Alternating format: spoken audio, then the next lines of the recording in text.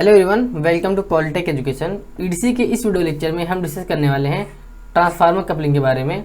तो अगर मैं बात करूं ट्रांसफार्मर कपलिंग की, तो ट्रांसफार्मर कपलिंग मेथड में क्या होता है कि फर्स्ट स्टेज की जो एसी आउटपुट वोल्टेज होती है उसको नेक्स्ट स्टेज एम्पलीफायर में कपलिंग करने के लिए ट्रांसफार्मर का यूज किया जाता है। तो ट्रांसफार्मर कपलिंग में ट्रांसफार्मर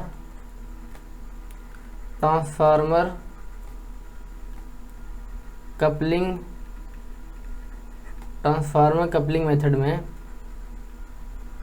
मेथड में फर्स्ट स्टेज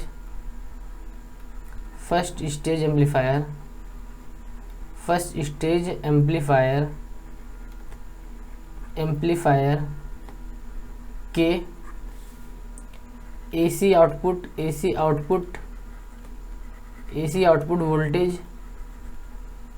आउटपुट वोल्टेज को नेक्स्ट स्टेज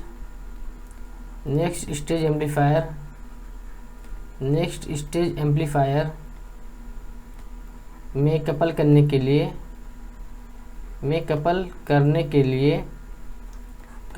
लिए किसका यूज किया जाता है? ट्रांसफार्मर का यूज किया जाता है। के लिए ट्रांसफार्मर का यूज किया जाता है। तो अगर बात करें ट्रांसफार्मर कपलिंग की, तो this is the figure of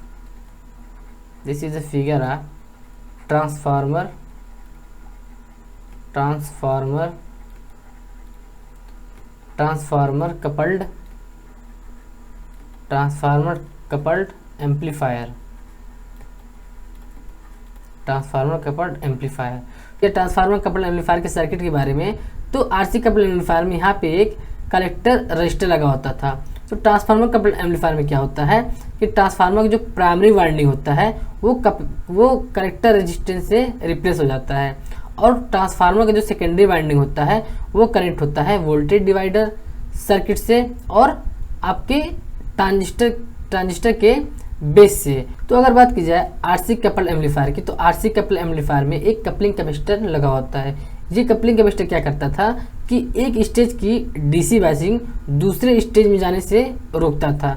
तो अगर बात की जाए कपलिंग ट्रांसफार्मर की, तो कपलिंग ट्रांसफार्मर में कोई डीसी पाथ नहीं होता है, इसलिए प्राइमरी वाइंडिंग से सेकेंडरी वाइंडिंग में सिर्फ एसी ट्रांसफर होता है, डीसी ट्रांसफर नहीं होता है, क्योंकि जो ट्रांसफार्मर होता है वो सिर्फ एसी पे वर्क करता है, ये डीसी पे वर्क नहीं करता है। बात की जाए ट्रांसफार्मर कपल्ड एम्पलीफायर के वर्किंग के बारे में, तो ट्रांसफार्मर कपल्ड एम्पलीफायर का जो सर्किट होता है उसमें फर्स्ट स्टेज के ट्रांजिस्टर को हम Q1 मान लेते हैं और सेकेंड स्टेज के ट्रांजिस्टर को हम Q2 मान लेते हैं।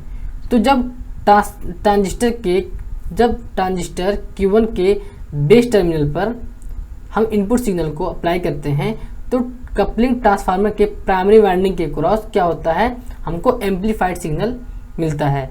कपलिंग ट्रांसफार्मर की प्राइमरी वाइंडिंग के क्रॉस जो आउटपुट वोल्टेज डेवलप होता है उसको हम ट्रांसफार्मर की सेकेंडरी वाइंडिंग के द्वारा नेक्स्ट स्टेज पे क्या करते हैं, नेक्स्ट स्टेज के इनपुट पर ट्रांसफर करते हैं। उसके बाद जो सेकेंड स्टेज होता है, सेकेंड स्टेज एम्पलीफायर की प्रोसेसिंग क्या होती है, रिपीट होती रहती है और हमारा एम्पलीफाइड सिग्नल प्राप्त होता है।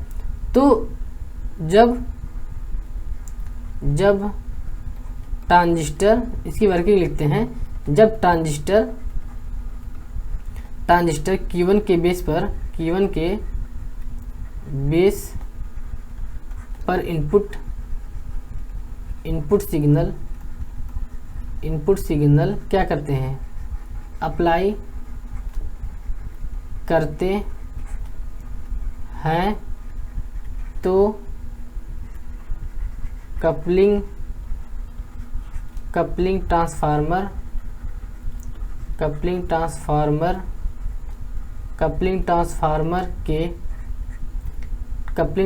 के प्राइमरी वाइंडिंग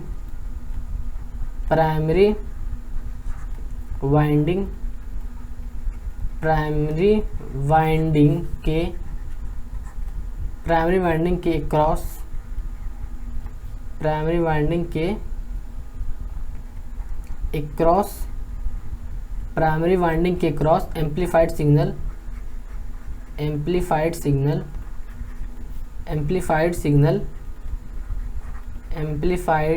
प्राप्त होता है, एम्पलीफाइड सिग्नल प्राप्त होता है। और कपलिंग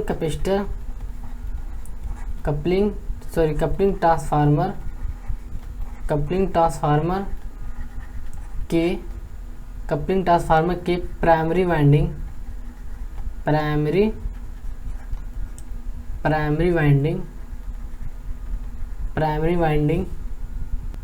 के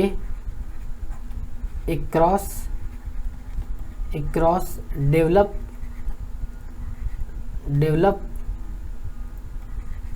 develop output voltage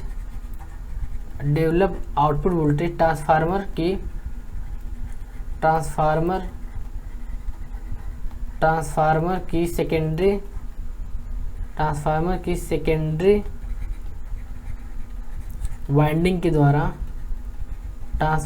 secondary winding के द्वारा नेक्स्ट स्टेज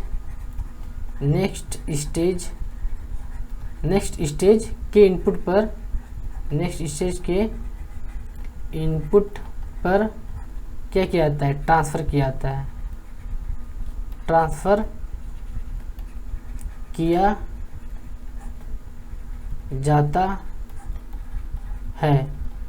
किया जाता है। सेकेंड स्टेज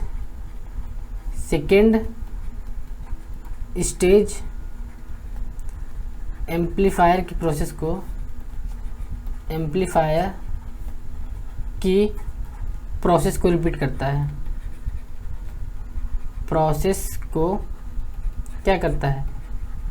रिपीट करता है, रिपीट करता है। तो बात करते हैं ट्रांसफार्मर कपल्ड एम्पलीफायर के फ्रीक्वेंसी रिस्पांस कर्व के बारे में। तो ट्रांसफार्मर की जो प्राइमरी वाइंडिंग होती है उसका जो रिएक्टेंस होता है XL = 2πfL। तो लो फ्रीक्वेंसी पे क्या होता है, लो फ्रीक्वेंसी पे क्या होता है कि प्राइमरी वाइंडिंग का जो रिएक्टेंस होता है वो क्या होता है, लो होता है। तो रिएक्टेंस लो होने के कारण गेन बहुत कम हो जाता है।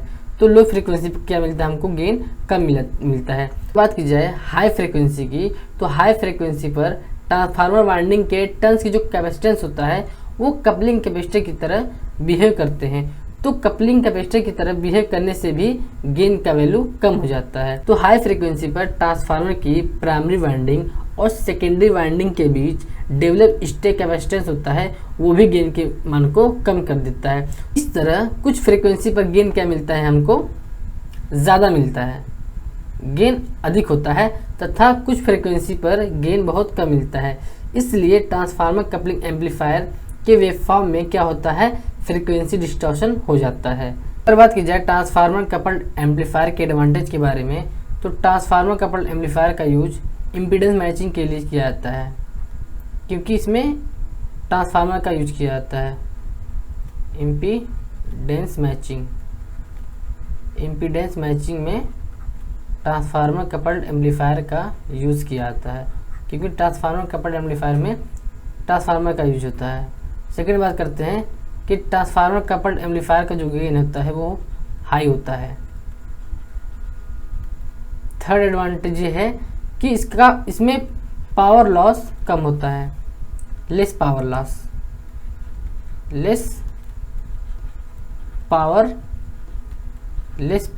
लॉस। इसका डिसएडवांटेज ये है कि इसमें ट्रांसफार्मर का यूज होता है, और ट्रांसफार्मर जो होते हैं वो कॉस्टली होते हैं, इसलिए ट्रांसफार्मर कपल्ड एम्पलीफायर क्या होता है, कॉस्टली होता है। और ट्रांसफार्मर क्या होता है, ट्रांसफार्मर बल्की होते हैं, इसलिए ट्रांसफार्मर कपल्ड एम्पलीफायर बल्की होते हैं। और एक डिसएडवांटेज क्या था कि इसमें फ्रीक्वेंसी डिस्टॉर्शन हो जाता है, फ्रीक्वेंसी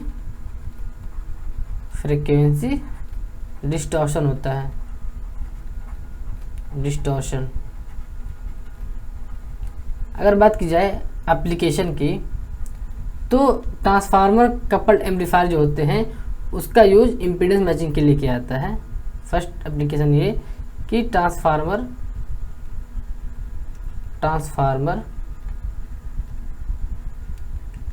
कपलिंग का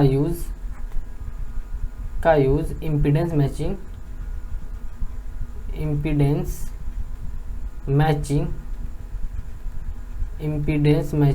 के लिए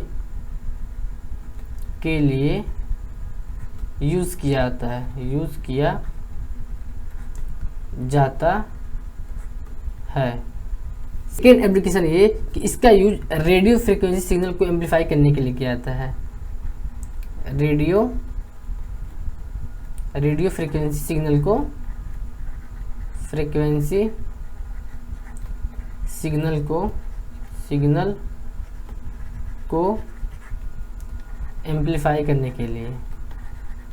एम्पलीफाई करने के लिए क्या यूज किया जाता है?